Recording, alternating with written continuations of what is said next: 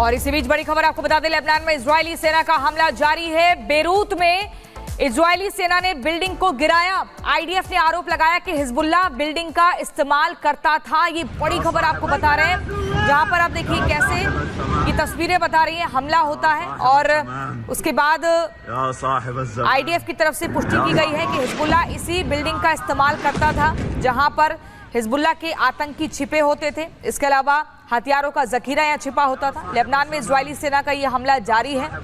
Beirut में Israeli सेना ने बिल्डिंग को गिराया है। आईडीएफ ने आरोप लगाया कि हिजबुल्लाह बिल्डिंग का इस्तेमाल करता था। ये बड़ी खबर आपको बता रहे हैं, लेकिन लगातार जो हमले हैं वो रुक नहीं रहे हैं। इजराइल की आईडीएफ फोर्स भी लगातार बमबारी कर रही है, रॉकेट दाग रही है। इसके अलावा दूसरी तरफ से भी हो रहा है, लेकिन 3 कैमरों के जरिए तस्वीरें हम आपको दिखाएंगे। सिलसिलेवार तरीके से देखिए कैसे धुएं का गुबार उठता है। ये भयंकर तरीके से हमला किया गया उस बिल्डिंग को चिन्हित करके जिसमें आईडीएफ को ये संदेह था कि हिजबुल्लाह इसी बिल्डिंग का इस्तेमाल करता है। दूसरी और तीसरी तस्वीर में भी आप देखेंगे कैसे वो बिल्डिंग धराशायी हो जाती है। एक ही झटके में धराशायी बिल्डिंग हो जाती है और दूर से जब लोग देख रहे थे इस हमले को तो हर कोई बहुत चक्का रह गया।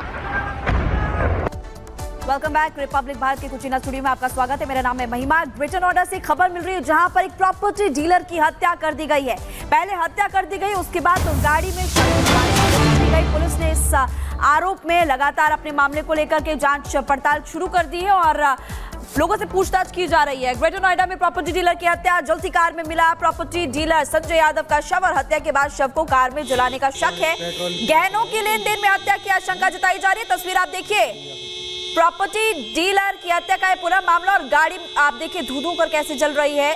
दादरी में सड़क से 100 मीटर अंदर झाड़ियों में फॉर्च्यूनर कार जलती नजर आई। ये 2 तस्वीरें आपको दिखा रहे हैं प्रॉपर्टी डीलर संजय यादव, जिनकी तस्वीर हम आपको दिखा रहे हैं। गहनों के लेन देन में हत्या की आशंका जताई जा रही है और ये भी पुलिस को शक है कि पहले हत्या की गई और उसके बाद जलाने की कोशिश की गई। हत्या के बाद कार में जलाया। ये दूसरी तस्वीर आप देखिए, क्योंकि दादरी में सड़क से 100 मीटर अंदर की तरफ अगर झाड़ियों में फॉर्च्यूनर कार जलती हुई नजर आई थी, उसके बाद जो लोग थे वो वहां पर जुट के पुलिस को सूचना दी। पुलिस मौके पर पहुंची, जांच पड़ताल पुलिस ने शुरू कर दी है। संजय यादव के परिवार वालों से पूछताछ की जा रही है कि किसी पर शक उनका। इसके अलावा आसपास में सड़क के अगर कैमरास उनको खंगाला जा रहा है। लेकिन ये 2 तस्वीरें इस वक्त हम आपको दिखा रहे हैं। नोएडा में सनसनीखेज वारदात हुई है प्रियंका, और एक बार फिर से सवाल यहाँ पर खड़े होते हैं।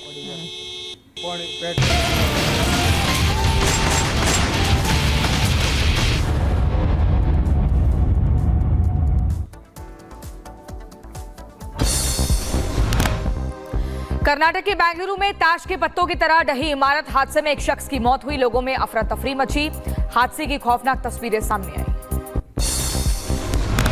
और भारी बारिश में अचानक गिरी बिल्डिंग। अब तक 14 लोगों को बचा लिया गया है। 5 लोग अभी भी लापता। रेस्क्यू ऑपरेशन लगातार जारी है। हादसे के बाद मौके पर पहुंची एनडीआरएफ और पुलिस की टीम। राहत बचाव का काम जारी। लोगों की भीड़ मौजूद है। चारों तरफ नजर आ रहा है मलबा। घटनास्थल पर रेस्क्यू ऑपरेशन जारी। जेसीबी की मदद से हटाया जा रहा मलबा। लोगों की मदद में जुटी कई टीम। ग्रेटर नोएडा में कार में भीषण आग लगी। कार सवार की जलकर मौत हुई। हत्या कर कार में आग लगाने की आशंका। मामले की जांच में जुटी पुलिस। चेकिंग के दौरान हादसा हुआ। जोरदार टक्कर हुई। हादसे की तस्वीरें सामने आई।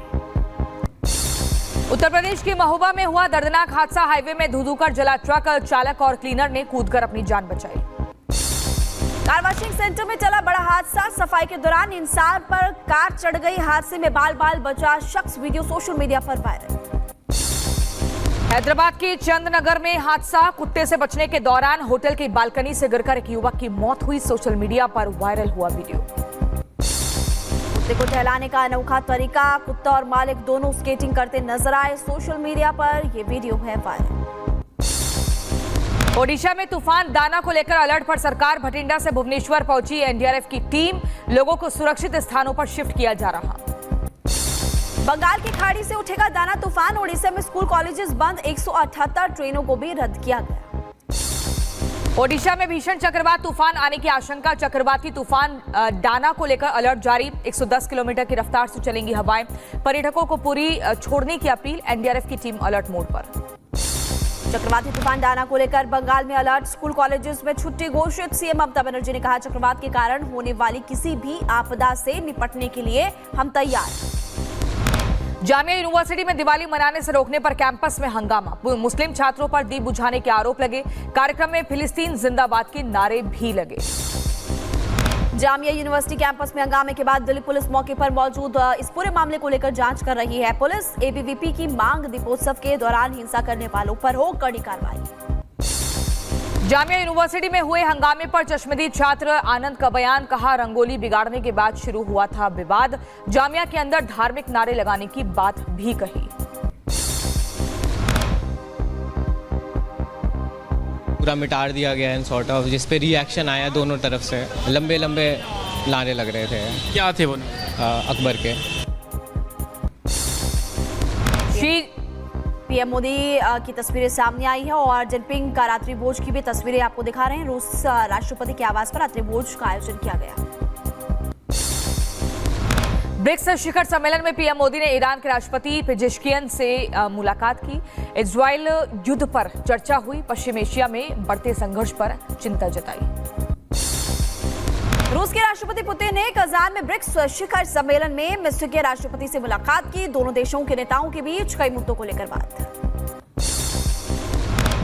पीएम मोदी की ईरानी राष्ट्रपति के साथ हुई बातचीत पर विदेश मंत्रालय का बयान, शांति के पक्ष में ईरान के राष्ट्रपति ने जोर दिया। पीएम मोदी बोले, भारत हमेशा से शांति चाहता आ रहा है।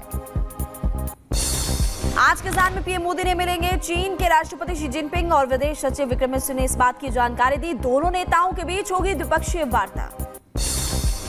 कजान में मोदी पुतिन की द्विपक्षीय मुलाकात के बाद बोले प्रधानमंत्री नरेंद्र मोदी, शांतिपूर्ण तरीके से हो समस्याओं का समाधान, भारत शांति और स्थिरता का समर्थक।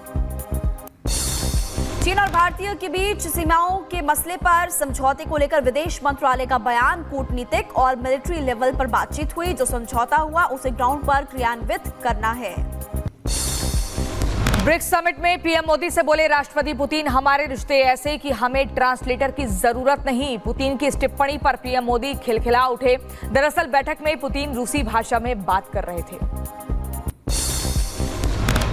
महाराष्ट्र चुनावों के लिए एकनाथ शिंदे की शिवसेना ने जारी की 45 उम्मीदवारों की लिस्ट। कोपरी पाचपाखड़ी से चुनाव लड़ेंगे सीएम शिंदे, रत्नागिरी से उदय सामंत लड़ेंगे चुनाव और महाड सीट से भरत गोगावले और सावंतवाड़ी से दीपक केसरकर को टिकट मिला। राज ठाकरे ने जारी की 45 उम्मीदवारों की पहली लिस्ट। राज ठाकरे के बेटे अमित ठाकरे लड़ेंगे चुनाव। माहिम सीट से चुनाव लड़ेंगे अमित ठाकरे। आदित्य ठाकरे के सामने भी एमएनएस ने उतारा कैंडिडेट। वर्ली सीट से संदीप देशपांडे लड़ेंगे एमएनएस से चुनाव। झारखंड चुनाव के लिए झामुमो ने 35 उम्मीदवारों की पहली सूची जारी की। बरहेट से चुनाव लड़ेंगे मुख्यमंत्री हेमंत सोरेन और पत्नी कल्पना सोरेन। गांडेय विधानसभा सीट से चुनाव लड़ेंगे। पंजाब उपचुनाव के लिए बीजेपी ने स्टार प्रचारकों की सूची जारी की। हरियाणा के सीएम नायब सिंह सैनी, केंद्रीय मंत्री गजेंद्र सिंह शेखावत, रवनीत सिंह बिट्टू, पार्टी नेता सुनील जाखड़, तरुण चुग, अनुराग ठाकुर के नाम भी शामिल। महाविकास आघाड़ी के बीच सीटों पर करीब करीब फैसला तय। सूत्रों के हवाले से खबर, कांग्रेस 105, शिवसेना 95, एनसीपी 84 सीटों पर चुनाव लड़ेंगे। आज हो सकता है ऐलान। जेपीसी की अगली बैठक में शामिल नहीं हो पाएंगे कल्याण बनर्जी। टीएमसी सांसद पर अभद्रता का आरोप, टेबल पर तोड़ी थी कांच की बोतल, जगदंबिका पाल पर फेंकी थी टूटी बोतल। जेपीसी बैठक में हंगामे पर बोली जगदंबिका पॉल, कहा कि बोतल तोड़कर मुझे मारने की हुई कोशिश, अपनी गलती छिपाने की कोशिश कर रहे हैं कल्याण बनर्जी। बैठक में हिंसा की कोई जगह नहीं। जेपीसी की बैठक में हंगामे के बाद एक्शन पर बोले टीएमसी सांसद कल्याण बनर्जी। कहा वो देश के सेक्युलर करेक्टर को नॉन सेक्युलर करने की कोशिश कर रहे हैं। उनके विरोध में मेरी लड़ाई जारी रहेगी। नॉन सेक्युलर थॉट्स का अगेंस्ट में मेरा लड़ाई जारी रहेगा। जो देश को सेक्युलर कैरेक्टर को नॉन सेक्युलर करने की कोशिश कर रहे हैं, उनका विरोध में मेरा लड़ाई जारी रहेगा। हरियाणा के बाद महाराष्ट्र में भी योगी की जबरदस्त डिमांड। जगह जगह पर लगे बटेंगे तो कटेंगे के पोस्टर्स। बीएमसी ने मुंबई से हटाए बैनर पोस्टर। प्रदूषण को लेकर सीएम आतिशी के बयान पर बोले यूपी सरकार में मंत्री डॉक्टर अरुण सक्सेना। कहा दिल्ली में प्रदूषण के लिए यूपी को जिम्मेदार बताना गलत।